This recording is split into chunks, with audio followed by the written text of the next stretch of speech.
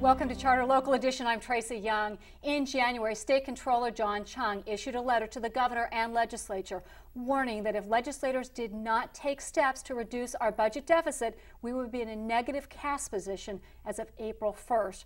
Joining us to discuss California's budget deficit is Assemblymember Aurda Strickland, who represents the 37th District. Nice to have you with us, Assemblymember. Thank you, Tracy. So the controller is a pretty frequent guest with us, particularly because every month he issues that cash position report that he does, so we know on a running basis how we're doing. And once again, this is the third year in a row now that he's warned the governor and the legislature, it's not just a matter that we have a deficit, but we're running out of cash, basically. How seriously are you taking these recommendations in this letter? You know what, it is critically important that this legislature get its spending under control. We've seen revenues to the state drop over the last several years, and yet our appetite for spending has not been curtailed. I think that it is critical at this juncture that we prioritize those things that are absolutely necessary and fund them first. We need to fund our priorities first, not last, and that's unfortunately been one of the problems faced this legislature when it's been doing its budgeting. It seems like we're having an emergency budget session. Emergency budgets, I've been reporting on this for so long now. Why is it that we keep going to the emergency sessions and we can't address, I know it's not that easy, I don't mean to be overly critical, but it's like we keep addressing the same thing over and over again. Why are we not able to get at the heart of the problem? Well, a lot of folks have pet projects that they like and special programs. And I'm sure constituents come to you and say, please don't cut this. Of course, those are always important, but it's just like your family. It's just like a regular business. You have to identify what's most important. I think of my own budget, making sure that we make our mortgage payment, making sure we make our car payment, and that my children have food.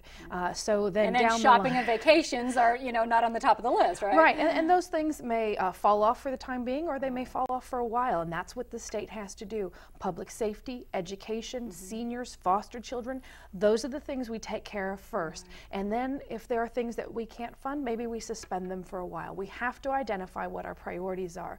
Everything can't be a priority. We can't always say yes, because then when critical times happen, you're not able to say no. Right. And then you end up shortchanging those things that are most important to you. I think about the fact that California has the lowest bond rating of any state in the nation. I mean, Moody's and Fitch and S&P are constantly telling us, look, the reason why you have such a low bond rating is because of your budget deficits. So anytime we have to go out and borrow, we pay more than anybody else does for our borrowing. Are we going to fix it this time? You know what, I sure hope so. I mean, there's definitely a political will to bring our spending in line, but it can't just be for 1 year. Are you feeling a shift in Sacramento now, finally? Well, I sure hope so. Okay. Just last year, for the first time, the Assembly established an Accountability Administrative Review Committee to take a look at our government spending. Are we getting a good use of our dollars? Are we spending too much? Do we see some abuse? Return on asset, what we call in the business sector, sure. Oh, absolutely. And we've actually been able to find some opportunities to save the state money. We have to have that type of introspection all of the time. We have to be looking at how we spend our tax dollars as if there was a fiscal crisis every year. Go ahead. Do you think we're going to end up in that situation where we're issuing IOUs again, or do you think we can avert it this time? Because last year we issued $2.6 billion worth of IOUs over a couple of months.